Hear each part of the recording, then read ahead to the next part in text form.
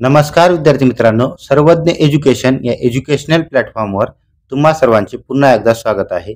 आजच्या व्हिडिओमध्ये आपण ठाणे महानगरपालिका भरती, डीएमईआर भरती, धर्मदाय आयुक्त भरती, जीएमसी तसेच तलाठी भरतीसाठी महत्त्वपूर्ण अशा मराठीच्या प्रश्नांचे विश्लेषण पाहणार आहोत। जर तुम्ही चॅनलवर नवीन असाल तर चॅनलला सबस्क्राइब करा। व्हिडिओला सुरुवात करूया। पहिला प्रश्न, पुढील शब्दापैकी कोणता शब्द तद्भव नाहीये? तद्भव शब्द म्हणजे जे संस्कृतमधून मराठीमध्ये येते वेळेस त्यांच्यामध्ये बदल झाला आहे त्यांना तद्भव शब्द असे म्हटले जाते। आता सासूला संस्कृतमध्ये श्वसू असं म्हटलं जात होतं, त्याचा बदल होऊन मराठीमध्ये सासू म्हटलं जातं। भाऊला संस्कृतमध्ये भ्राता म्हटले जातं आणि चाकाला संस्कृतमध्ये चक्र म्हटले जातं, त्याचा बदल होऊन मराठीमध्ये चाक असे म्हटले जाते। म्हणजे वरील तिन्ही शब्दामध्ये बदल झाला आहे, म्हणजे तीनही तद्भव शब्द आहेत। आपल्याला नाही विचारलंय तर परंतु हा तद्भव शब्द नाहीये। ऑप्शन क्रमांक 4 आपलं योग्य उत्तर असेल। पुढचा प्रश्न, पुढील शब्दामधून उपसर्ग ओळखा। उपसर्ग म्हणजे जे अगोदर येते शब्दाच्या आणि प्रत्यय म्हणजे जे शब्दाच्या नंतर येते त्याला प्रत्यय असं म्हटलं जातं। आता याचे शब्द तयार करून पाहूया। यथावकाश, यथा अगोदर यायले अवकाशच्या, म्हणजे हा काय झाला? उपसर्ग झाला। आपला उपसर्गच विचारलंय, म्हणजे ऑप्शन क्रमांक 1च आपलं योग्य आहे। पुढचे पण पाहूया। ईक, तर नातेवाईक, ईक हा शब्द काय आलाय? नातेच्या शेवटी आलाय, म्हणजे हा काय झाला? प्रत्यय झाला। त्यानंतर इमानदार, इमानच्या नंतर दार हा शब्द येतोय, म्हणजे दार हा प्रत्यय झाला। भाग्यवान, वान हा शब्द शेवटी येतोय, म्हणजे हा पण प्रत्यय झाला। फक्त यथा हा अगोदर येत आहे शब्दाच्या, म्हणून यथा हा उपसर्ग आहे। शांत या शब्दाला समानार्थी शब्द ओळखा। शांत म्हणजेच नीरव, म्हणजेच काय? ध्वनिहीन, त्याला शांत असे म्हटले जाते। ऑप्शन क्रमांक 1 हे आपलं योग्य उत्तर आहे। त्यानंतर निर्मळ, निर्मळ म्हणजेच स्वच्छ। पुढील प्रश्न, इकडे आड तिकडे विहीर या म्हणीचा योग्य अर्थ ओळखा। मुबलक पाणी उपलब्ध असणे, दोन्हीकडून सारख्याच अडचणी सापडणे, एकाच वेळी दोन सुसंधी मिळणे किंवा एखाद्या गावी नदी नसणे। इकडे आड तिकडे विहीर म्हणजे दोन्हीकडून सारख्याच अडचणी सापडणे। ऑप्शन क्रमांक 2 हे आपलं योग्य उत्तर आहे। पुढील क्रियापद रूपामधून चुकीचे रूप ओळखा। तर क्रियापदात चुकीचे रूप ओळखायचं आहे। जा हे योग्य आहे, तिकडे जा। जाईन हे भविष्यकाळासाठी वापरलं जातं, जायचे आहे हे पण भविष्यकाळासाठी वापरलं जातं, पण जावल हे क्रियापदाचे रूप योग्य नाहीये। ऑप्शन क्रमांक 4 हे आपलं योग्य उत्तर आहे। योग्य अनेकवचनी रूप ओळखा। वाशिंडी, त्यानंतर शेपुटा, झुला आणि शिंगे। झुला एकवचनी, त्याचा अनेकवचनी झुले होईल। शिंग एकवचनी, त्याचा अनेकवचनी शिंगे, म्हणजे हे काय झालं? अनेकवचनी रूप झालं, शिंगची शिंगे। ऑप्शन क्रमांक 4 हे आपलं योग्य उत्तर आहे। पुढचा प्रश्न, पुढील विभक्ती प्रत्ययांमधून पंचमी विभक्तीचे प्रत्यय ओळखा। पहिला आहे चाचीचे, हे काय आहेत? षष्टी विभक्तीचे प्रत्यय आहेत। उन्हून हे पंचमी विभक्तीचे प्रत्यय आहेत। ऑप्शन क्रमांक 2 हे आपलं योग्य आहे। त्यानंतर सला नाते, हे काय? दोन विभक्तीसाठी वापरले जातात, एक तर चतुर्थीसाठी आणि दुसरा आहे द्वितीयासाठी। त्यानंतर त ई आ, किंवा यालाच ट्रिक आहे आयत, आयत खाणे, आ ई त, हे काय? सप्तमी विभक्तीचे प्रत्यय आहेत। पुढचा प्रश्न, योग्य प्रकारे केलेले सामान्य रूप ओळखा। लिंबू, लिंबा, लिंबाचे लोणचे, म्हणजे लिंबा इथे योग्य आहे। घोडा, घोड्याला, इथं घोड्या हे पण योग्य आहे। फूल, फुलाची माळ, ला पण योग्य आहे। त्यानंतर फुली, फुल्या हे चुकीचं आहे। ऑप्शन क्रमांक 4 हे आपलं करेक्ट आहे। आपला काय अयोग्य विचारलं होतं, अयोग्य हे आहे फक्त ऑप्शन क्रमांक 4। पुढील शब्दामधून संस्कृत प्रत्यय ओळखा। आता याचा संस्कृत प्रत्यय आहे ऑप्शन क्रमांक 4 मान। श्रीमान हा शब्द काय? संस्कृत आहे, त्यामुळे हा प्रत्यय पण संस्कृत आहे।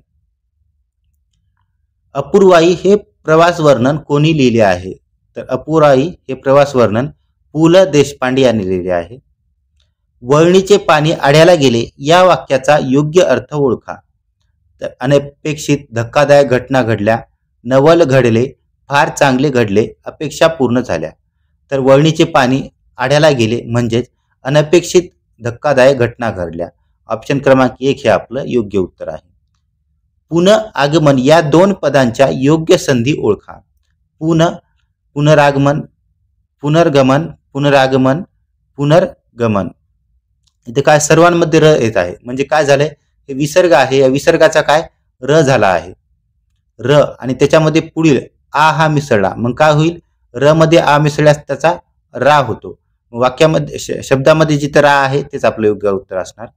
आता बघा ऑप्शन क्रमांक 3 मध्ये रा दिला आहे, म्हणजेच पुनरागमन. ऑप्शन क्रमांक 3 हे आपलं करेक्ट आन्सर आहे. वर्तमान काळी क्रियापद ओळखा. निघाला म्हणजे भूतकाळातील क्रिया आहे. निघेल भविष्य काळातील क्रिया दाखवतोय. निघणार आहे हे पण भविष्य काळ दाखवतोय. निघतोय म्हणजे क्रिया चालू असल्यासारखं दाखवतोय, म्हणजे हे काय वर्तमान काळी रूप आहे. पुढील शब्दामधून विशेषण ओळखा. कृती, कट्टर, कवाड आणि कट्टा. विशेषण म्हणजे जे नामाबद्दल किंवा सर्व नामाबद्दल विशेष माहिती सांगते त्याला विशेषण असे म्हटले जाते. आता इथे कट्टर आहे. कट्टर धार्मिक लोक म्हणजे लोकांबद्दल विशेष माहिती सांगतो कट्टर हा शब्द, म्हणजे हा कट्टर विशेषण झाला. ऑप्शन क्रमांक 2 हे योग्य आहे. पाया घालणे या वाक्यप्रचाराचा योग्य अर्थ ओळखा. पाया घालणे म्हणजे प्रारंभ करणे, पाय धुणे, पाया पडणे आणि शेवटाला नेणे. आपण जेव्हा घराची बांधणी सुरू करतो तेव्हा काय पाया घातला असं म्हणतो, म्हणजेच काय बांधण्याची सुरुवात करतो किंवा प्रारंभ करतो, म्हणजेच प्रारंभ करणे. ऑप्शन क्रमांक 1 हे आपलं योग्य उत्तर आहे. पुढील वाक्यातून कर्तरी प्रयोगाचे वाक्य ओळखा. आता प्रयोग ओळखायचा आहे. प्रयोग कोणता असतो, ज्या शब्दाला प्रत्यय नसतो तोच वाक्याचा प्रयोग असतो. आता बघा इथं कर्तरी ओळखायचंय म्हणजे कर्त्याला प्रत्यय नसाय पाहिजे. इथं भूमीने आम्हाला निर्माण केले, वाक्यामध्ये कर्ता कोण आहे, भूमी, जे निर्माण करण्याचे कार्य करते. इथं प्रत्यय आहे का, तर प्रत्यय आहे, म्हणजे हा कर्तरी प्रयोग होणार नाही. आपल्याला नसलेलं शोधायचं आहे. आम्ही प्रत्येक वस्तूकडे पैशाच्या माध्यमातून पाहतो. कर्ता आम्ही आहोत, प्रत्येक वस्तूकडे पैशाच्या माध्यमातून पाहणारे, म्हणजे कर्ता झाला आम्ही. आम्हीला कोणताही प्रत्यय नाहीये, म्हणजे हा झाला कर्तरी प्रयोग. आणि इथे आम्ही कर्ता आहे आणि कर्त्याला प्रत्यय नसल्यामुळे हा कर्तरी प्रयोग होईल. त्यांनी मनाचे कप्पे करून ठेवले होते. आता इथं कर्ता त्यांनी आहे, त्याला नी हा प्रत्यय लागला आहे, प्रत्यय लागल्यामुळे हा कर्तरी प्रयोग होणार नाही. तिने कार्याची ज्योतच हाती घेतली, इथं ती ही कर्ता आहे पण याला पण ने हा प्रत्यय लागला आहे, म्हणजे हा पण कर्तरी प्रयोग होणार नाही. ऑप्शन क्रमांक आपलं 2च योग्य आहे. पुढचा प्रश्न, प्रश्नार्थक वाक्य ओळखा. 1 होते ते सगळे बऱ्यासाठी. दुसरे बरं आहे येतो, बरं होशील ह आणि बरं आहे का. म्हणजे इथं आपल्याला बघा प्रश्न विचारल्यासारखं वाटतंय. बरं आहे का म्हणजे ऑप्शन क्रमांक 4 हे प्रश्नार्थक वाक्य आहे. पुढील सामासिक शब्दांतून इतरेतर द्वंद्व समास ओळखा. आता इतरेतर द्वंद्व समासामध्ये जेव्हा आपण शब्दाचा विग्रह करतो तेव्हा त्या विग्रहामध्ये आणि किंवा व हे काय उभयान्वी अव्ययी येतात. येत जर असतील तर त्याला काय इतरेतर द्वंद्व समास म्हणायचं. आणि व. आता पहिल्या शब्दाचा विग्रह करूया. कृष्ण अर्जुन म्हणजे कृष्ण आणि अर्जुन याच्यामध्ये काय आणि हा शब्द येत आहे, म्हणजे हे इतरेतर द्वंद्व समासाचं उदाहरण आहे. घरदार म्हणजे घरदार किंवा घरातील इतर वस्तू, यामध्ये इतर वस्तूचा पण समावेश होत आहे. इथे समावेश होत असल्यामुळे काय झालं, समाहार द्वंद्व समासाचं उदाहरण.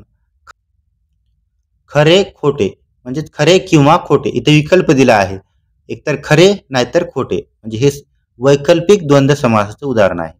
शुभ योग, योग कसा आहे, शुभ म्हणजे योगाविषयी काय विशेष माहिती सांगत आहे, म्हणजे इथे विशेषण आहे शुभ. जर विशेषण असेल वाक्यामध्ये तर तो कर्मधारण्य समास असतो. पुढील शब्दामधून तत्सम शब्द ओळखा. तत्सम म्हणजे जो संस्कृत मधून मराठीमध्ये जशाच तसाच आला आहे, त्याच्यामध्ये कोणताही बदल झाला नाहीये. तो शब्द आहे कांता, बायको, बाईल, नवरा. यापैकी कांता हा शब्द संस्कृत मधून जशाच तसाच मराठीत आला आहे, म्हणून हा तत्सम शब्दाचं उदाहरण आहे.